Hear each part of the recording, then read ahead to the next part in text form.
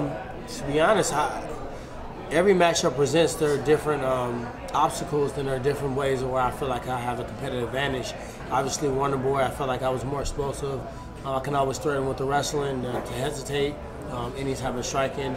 I wasn't overly aggressive like the guys that did before. They got knocked out when they blitz forward on a karate fighter and, you know, he throws a combination, kick him in the head. I was a better wrestler than Damian Maia. He had a hard time getting me to the ground. Obviously, it didn't fare well for him if he tried to stand up and strike with me. And in this fight, I feel like I got the experience, I got the wisdom, I punch harder, I'm a better boxer, and also I feel like the wrestling and grappling is not even close. Plus, he's never had experience with fighting as many consistent, you know, giants in the sport that I have. So I feel like this fight I have quite a few more competitive advantages, but also he's a young fighter that's really hungry, and I think he really and honestly believes he can beat me. And I think he thinks he's going to be a world champion. And when you get somebody that's really just sold on that thought, I mean, that's a dangerous opponent. And if you don't take them serious, I think that's the way he's been able to come out, beat guys that, you know, may have more experience than him. Yeah, do you see this as an entertaining stand-up scrap? I mean, all my fights are entertaining. I mean, you know, if you want me to jump on the ground and grapple with Damian Maia, you know, I would be an idiot. You know, if you want me to go out there and blitz Wonder Boy Thompson, I'd be an idiot. You know, a lot of these fighters should pay me because I wrote the blueprint on how to beat Damian Maia and how to beat Wonder Boy and, you know, how to beat Robbie Lawler. I'll brawl the brawler, I'll grapple the grappler, I'll point fighter. If you watch any of my fights, I'm really beating the guys not only at what they do best, but I don't even have to use my background, which is wrestling. You know, so it's been a blessing in disguise that I've trained the way that I've trained, and I've had the coaches that I've had that prepared me 8 years ago for right now. I don't know if you heard any of what Till said the other day. I'm about to say anything. He actually said what you just brought up about that. A lot of people say that, you know, oh, Tyron's got great power, he's so fast, but Till said that your best attribute is actually your intelligence, and not a lot of people give you that credit. What do you make of that? You know, the thing I've noticed about Till is that Till, I didn't know how the Wonder Boy fight was going to go because he's really aggressive. And if you look at everybody, Robert Whitaker and all these guys that were extremely aggressive against Wonder Boy, he caught them on the way back, knocking them out on the way back with head kicks and striking combinations. I didn't know a lot about Till, and the fact that he was patient and he fought Wonder Boy at distance and he took his time for a young fighter who had never fought, you know, as far as our knowledge, a 5-round fight against a #1 contender guy that fought for 2 world titles. He showed me a lot that he's not just this knockout artist. He's a lot smarter than what he gets credit for. But that's always been my ace in my back pocket. If guys want to think I'm just this strong, powerful wrestler with extra calf muscle and, you know, I can just run through people and I need the first round to knock you out, then that's been their demise. They got in the octagon, they've always thought different. So I feel the same way. I feel like I got to make my game plan of what I'm doing based upon an intelligent fighter breaking me down and seeing his weaknesses and seeing what he can exploit on me. The only difference is you've seen me wrestle in matches, you see me striking matches, you see me grappling matches, you see me brawling matches, you see me, you know, have to put on the thinking cap and have a chess match. He has one style to fight. He has one way to win this fight, you know. And if you add in his, you know, youth and you add in his hunger and his confidence, you know, he's a very difficult matchup. But I think I have so many different ways to win this fight. Confidence ain't enough. Being tough ain't enough. I want it just as much as he wants it. I don't want to be a challenger again. You know, life as a champion and life as a challenger are 2 separate things.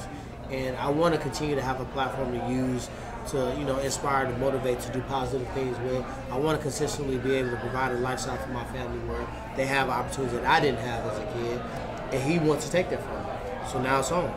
So a lot of people kind of were critical of his performance against Wonder Boy. I wasn't. I was going to say you were impressed by that. I wasn't critical. It was moments in time where, you know, he could have won a little bit more, but it's moments in times in the fight where people can look and say, Tyron could have won a little bit more. I wasn't critical on it from the standpoint that he did his research, he did his homework. He found something that was working for him in that fight. I'm not going to disclose it because I'm pretty sure he's going to try to do the same thing to me. But he found something that was working in that fight, and he stayed on it, and it changed the fight. He landed the one knockdown. Had he not won the knockdown, he would have lost the fight. He was losing that round before, he was losing that round after the knockdown, and though he didn't follow up and do a lot of damage after that, that one knockdown really secured him the fight. So he was patient enough to do that. He has really good timing too.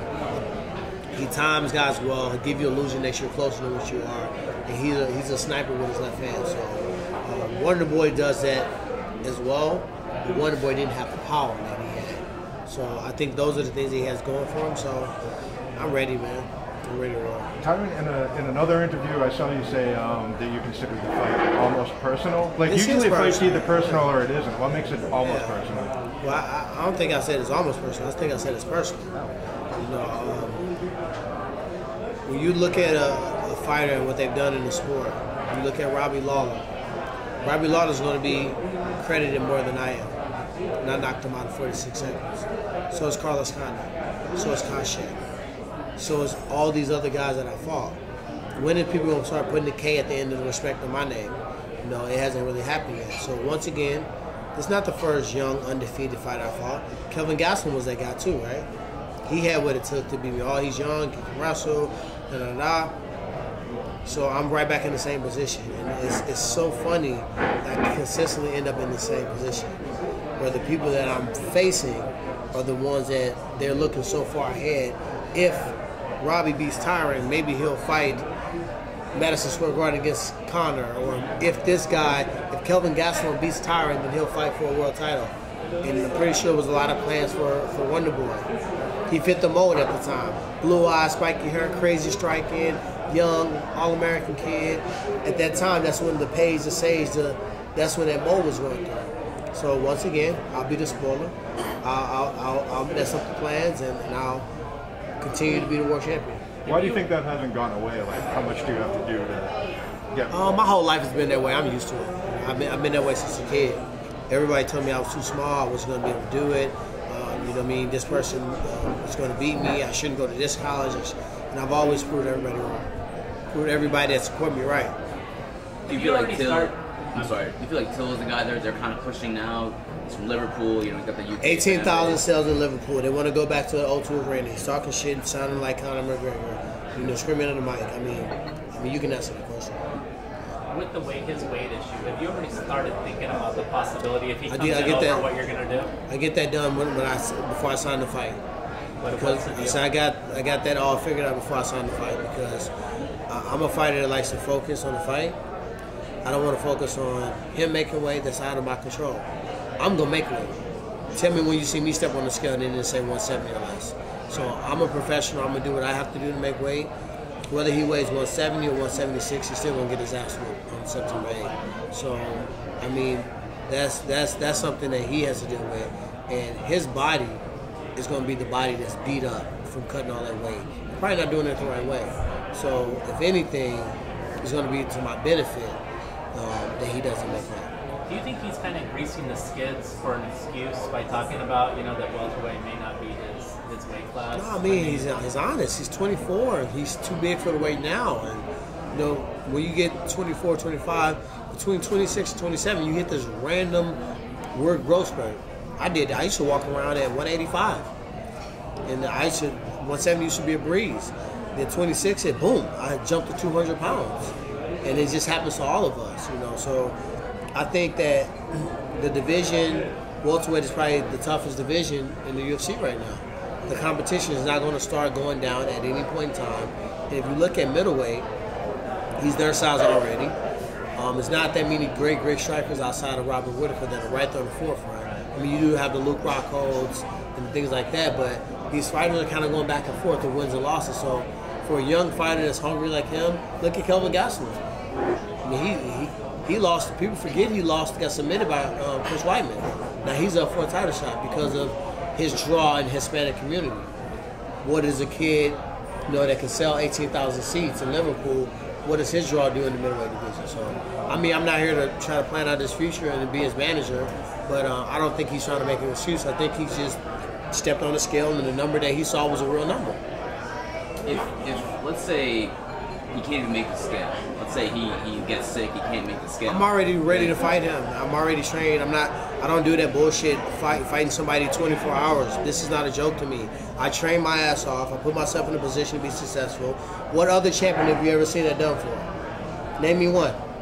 Name me another champion that defended his belt 3 times in a year and had 4 world title fights, and then had an interim title put in before 1 year expired. Name me another one. I'm not the exception.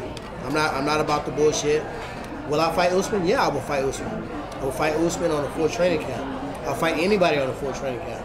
I'll fight you on a full training camp. But I'm not the guy. This is not a circus to me.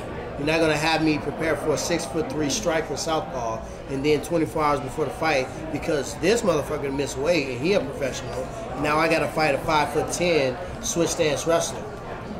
No, you're not gonna waste my time. You're not gonna waste my money that I fork into training camps. You're not gonna add this one crazy variable and make me feel like I'm the punk or I'm the pansy for not taking the fight. No, it's not gonna happen. So if he's making money for making weight, congratulations. You got a couple free bags. But when it comes down to the fight, September 8th, I'm fighting Darren Till. If he makes weight, he makes weight. If he doesn't make weight, it's not mentally going to disturb me. I'm not like, oh, I'm banking on the missing weight. What happens if you make weight? Now, oh, I thought he was going to miss weight. No, I don't do those games. So it's Till or no fight at all? It's Till or no fight at all. I don't know why they even did that. Monday we had lunch with Robert Whittaker. You just mentioned him, and he agrees with you. He said, look, having a backup fighter, he thought was ridiculous, because he said, otherwise why don't we just fight next Monday? Why have a whole training camp if you're not going to utilize the strategy that you put into your training camp? Yeah, why would you? I mean, it's a lot of money, a lot of time, a lot of sacrifice, time away from your family.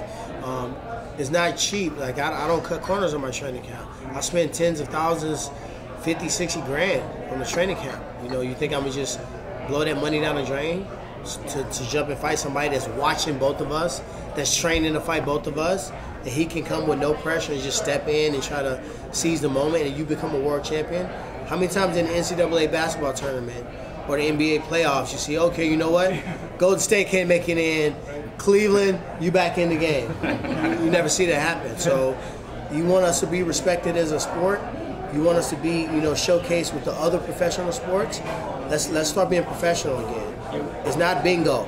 Like 176 today. It's 170. If you can't make it, move up.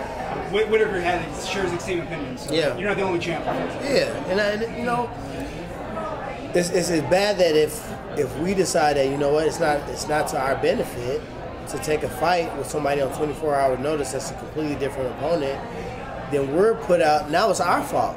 We forget that this motherfucker just missed weight. Right. We forget that, and we automatically go to. I've had this situation before. Kelvin Gastelum missed weight by 10 pounds. He didn't even try. And what did I get? I get put into a situation where now I felt as if, maybe it was their intent or not, but I felt at that point that was coming down on me. Hold on, I'm the one that made weight. I'm the professional one here. Johnny Hendricks, the same thing.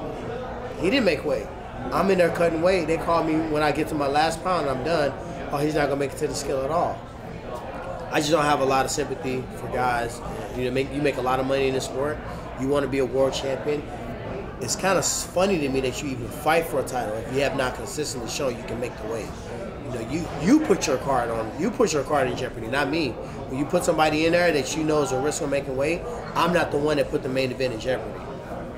Should there be a 175 division or 165 division? I heard they were thinking about that. I don't know which one I would do.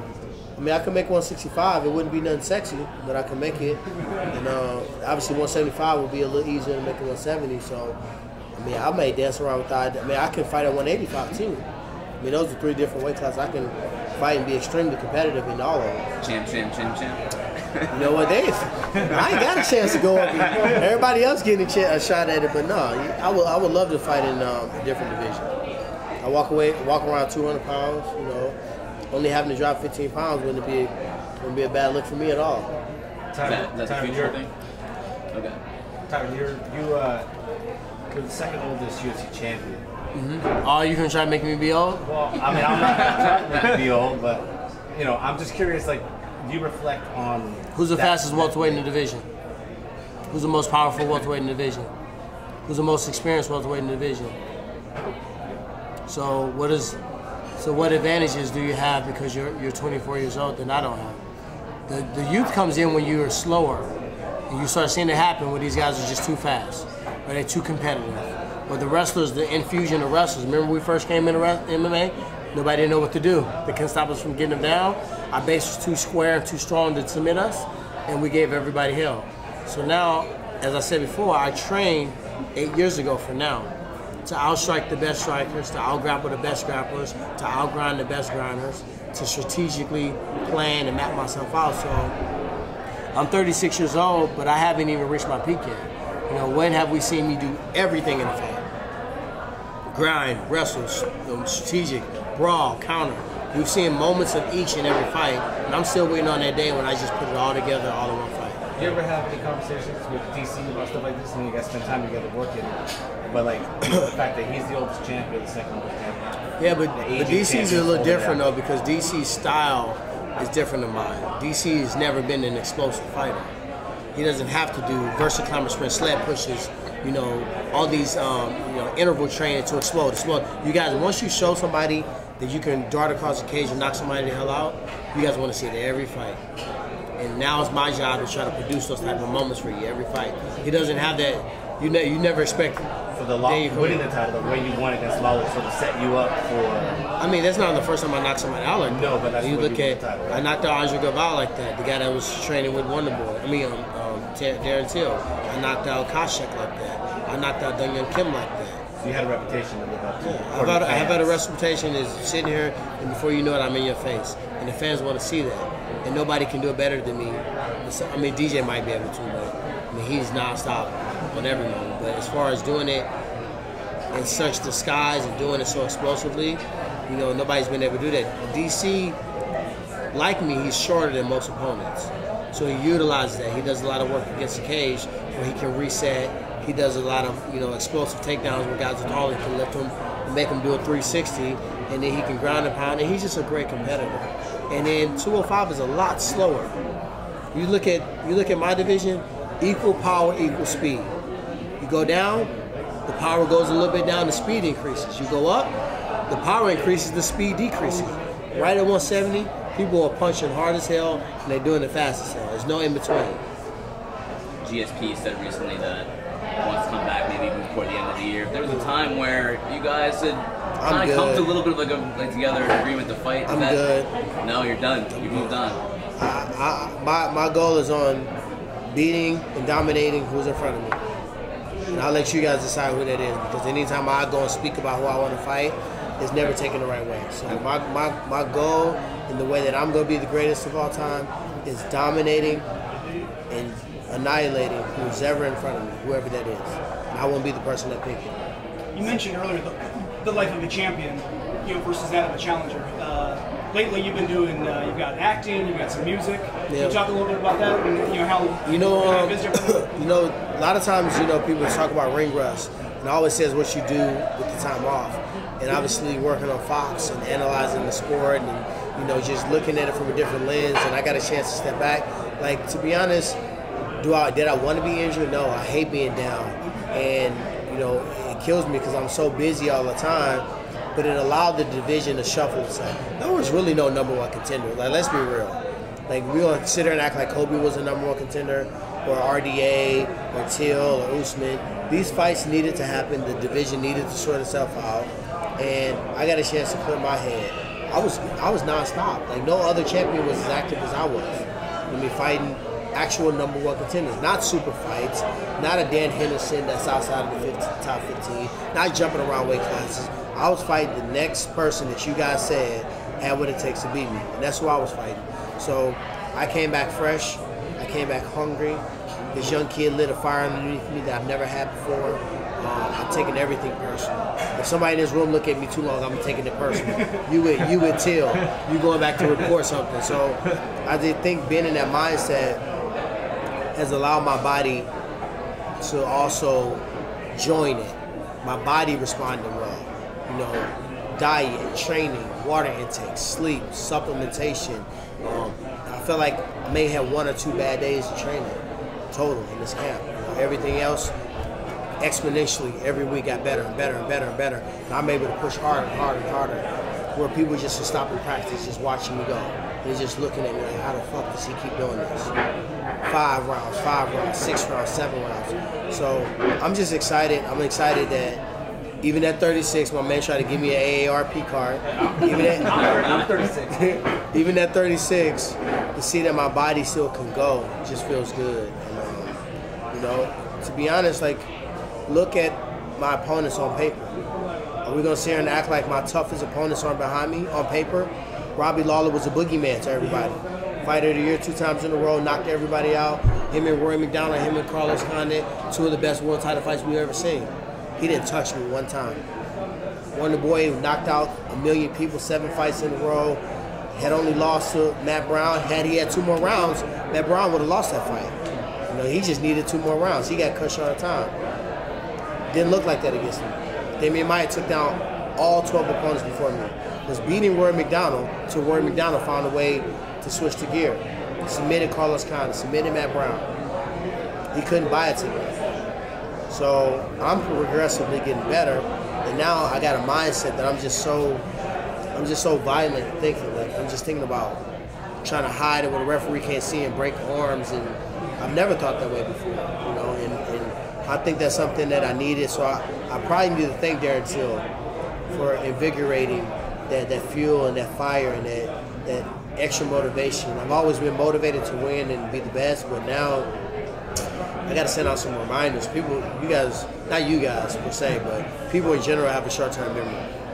But what is it about Till that makes you feel that way? Because he mean it. That's what it is. I mean, I'm going to be honest. Like, he really think he going to win this fight. He really think he has what it takes to come grab my belt from me. And I know how dangerous that young fighter is. I said all the time, I was him. I wanted Jake Shields. I wanted Nick Diaz. I wanted George St-Pierre. I wanted Carlos Condit. I wanted everybody. Like, I wasn't always the one getting caught out. I was the one that's trying. And I didn't ask for the easy fights. I asked for the toughest fights. Diaz, at that time, he might have been the best Strikeforce fighter. That's the fight I was trying to fight. You know, Jake Shields, who was a champion. That's who I was trying to fight. George St-Pierre. When nobody asked to fight Carlos Condit when he was an odd man out. I'm the only one that said I wanted to fight him. And they told me I couldn't because I wasn't ranked. And miraculously, I became ranked, and the fight came up, and I rose to the occasion. So, you know, when you think about Robbie Lawler, Johnny Hendricks, Koscheck, all these different fighters at that time were the best guys. And it wasn't like I was trying to, oh, I want to fight this guy that's an easy matchup like Kobe. I want to fight Kobe because he was a terrible wrestler, and he's going to try to take me down and get beat up, and he had his garbage hands. I didn't ask for that fight. I asked for the best fight. I know he's going to like it. Is that your assessment of No, I'm just Kobe's kidding. game? I'm just giving him crap because he's such a pansy for talking all that shit and then getting the world title fight and bitching out. He should be embarrassed. So at this point in your career, would you say your mental approach to performing is the biggest change because you've seen mastered your physical approach and how you go into each fight? How has your mental approach to fighting changed other than the killer instinct that Till is bringing out? How has it changed, say, within the last 5 years? I've always, like, my coaches never have to fight me about getting work out of me. They always get work out of me. I might joke and complain. Like, we was doing a session, this past session, I went ham, and then, all right, Coach Duke Rufus said, all right, Tyron, now 2 rounds on the ground pound. And I said, no. Then they looked at me like, you don't know what to say. Like, he just said no, and I'm like, I'm just bullshit, I do it. So I might joke around, but they've never had any problems with getting me to work. I've always been internally motivated. You know, I haven't won every round. Like, shit, when I brought Sage out, Sage kicked my butt for a day or two before I can figure out what to do with them. You know what I mean? I'm not overly, just arrogant where I can't admit, I got my ass whooped for years at wild card boxing. Didn't stop me from walking through that door. Now I earn that respect. This time around, it's been a focus shift. I think the narrative has been trying to be portrayed as Tyron's so focused on entertainment, music, Hollywood, the ESPYs, he's partying, he's doing this stuff, he got all this new drip, and this young kid is so hungry. He ain't seen this kid in a year, and he don't care, and he want the title so bad, I'm gonna let that become the narrative. Meanwhile, I'm focusing. Meanwhile, I'm training like a madman, and meanwhile, he finna get his ass whooped. So what is the switch? How do you pick yourself up for that because you've given yourself the speed, the wrestling, the stand-up boxing advantage over your opponent. So how do you pick yourself up to make sure you don't become complacent as you head into fighting competitor that you've given yourself all? You know, one thing that was a theme of Damian Maia camp, because this is a second abbreviated camp. You know what I mean? I got 5 weeks notice for Damian Maia. It wasn't that many weeks different in this one, 5 or 6 weeks for this one. And for world champion, that's not really enough time notice to properly prepare for an opponent. But I told myself, am I gonna die? No, I'm not gonna die. I'm on the treadmill, sucks bad. I want to get off. My legs burning. I keep making all excuses. You build like a running back. You're not supposed to be doing this long running. Like everything you can think of. But your knees gonna hurt for sparring if you keep running. Like we all go through this. Like if I sit here and act like every day I eat, alfalfa sprouts and I never had a bad meal, I'll be lying to you. But there are moments in time where your mind and your body try to tell you to take the way out, and I just tell it, I'm not gonna die. Losing is way worse than running 5 more minutes. I know I told myself I was gonna run 4 miles at a speed of 8, which is booking it for me. I don't know about you guys. But when my hands start getting ready to touch that button, I think about losing. I think about losing my belt. You think about losing my belt, I'm getting an instant rematch? Honestly. And the fact that all you guys got the same look on your face, it should tell you exactly what my motivation is. My motivation is to prove my supporters right and the people that train me right. I always feel like it's spiritual for me. Spiritually, I feel like God gave me the gifts. I've always had adversity. I've always been through hell. Everybody's always told me what I wasn't going to do. But if I focus on what people are saying, the same people that I don't feed, I don't live with, they're not at my kid's birthday party, you know what I mean? I don't talk to them on a weekly basis. I can't allow what these people say or think or want to happen to me take my focus off of me training and controlling my own destiny.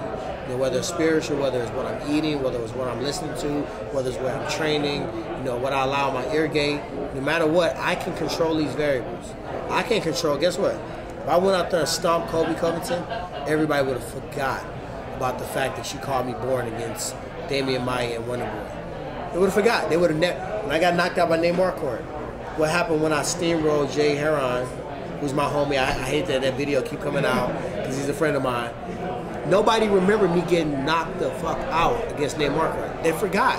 That's our sport. So me knowing that, why am I going to focus so heavily on what people are saying now? I beat up Till, I beat up Usman or Kobe or whoever next. I take a belt at 185. You think people are going to remember what they said about me 4 fights ago? So I know that, and just staying focused on what I can control has been a difference maker. You know what I mean? Why are you so sure that the UFC, Dana White, wouldn't afford you that respect in an immediate rematch? No, I didn't say they didn't. I mean, I'm just saying in general. Joanna Jędrzejczyk, a beast, a stud, clearly knocked out, no controversy. Instant rematch. Cody Garbrandt. Sure you wouldn't get that? I'm gonna tell you why. Did Jose Aldo get an instant rematch? How many years was he a dominant champion? How many years did he lose? At all? Did he get a rematch at all? Do you think Demetrius will get a rematch? Demetrius should have asked for a rematch. He stopped Henry Cejudo. It was a close fight. One judge thought he won. Sometimes DJ is a little too nice. He should have said, hey, he didn't have to take away from what Henry did, because what he did was it was a great feat to beat a guy like DJ. Say, hey, he won. I came up sharp. It was a close fight. I stopped him in the first fight. He beat me this fight. Let's run it back. I know y'all want to see it. Who don't want to see a third fight? Everybody wants to see that, but and I'm not DJ's manager. I'm not here to tell him what he do, but I feel like you got a big opportunity right at the end of the fight to tell people what to think and tell people what they want to see. You know what I mean? And he didn't do that. Do you think he won that fight? It was close. It was close. I think it's hard to say. Henry Cejudo reminded me of DJ a little bit. He was so resilient to the game plan. Like DJ stopped a lot of shots. DJ popped up a lot. Henry didn't do a lot of damage, but he kept DJ from being on his feet as much and looking so dynamic and being so explosive and being so versatile. He really stopped him. I mean, Henry landed some good combinations on his feet. I don't believe that you have to beat the champion to win. I think you just got to win the fight, and he might have done enough to win the fight. I mean, 3 judges, one of them said DJ won, 2 of them said Henry, so I'm just kind of right on the bubble. But it was still a great fight. Most importantly, CM Punk versus Logan Paul. Who you got? Logan Paul said nonsense. How about Logan Paul said did he fight the KSI guy yet? Yeah, on Saturday. Who won? Draw. Was it a good fight? They both look kind of athletic. Hey, you know Logan Paul's a wrestler, right? He's like a highly acclaimed, like state champion type wrestler. So I heard he's a real deal. I mean, he looked like an athlete. But I mean, everybody want to call out Punk, but Punk is working his butt off. So I'm always gonna have respect for Punk. He's still in the gym. So anybody got a problem with Punk, they got a problem with me. That good? Great. Thanks. Maybe a stand belt pictures.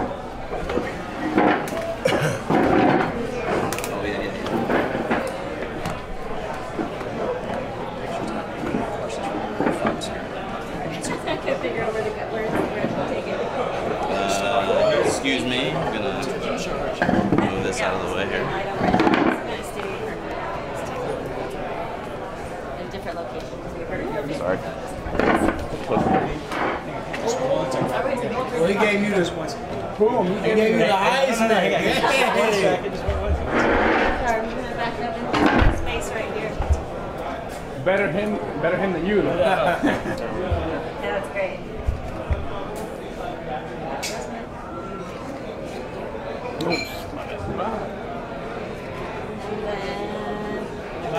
Yeah.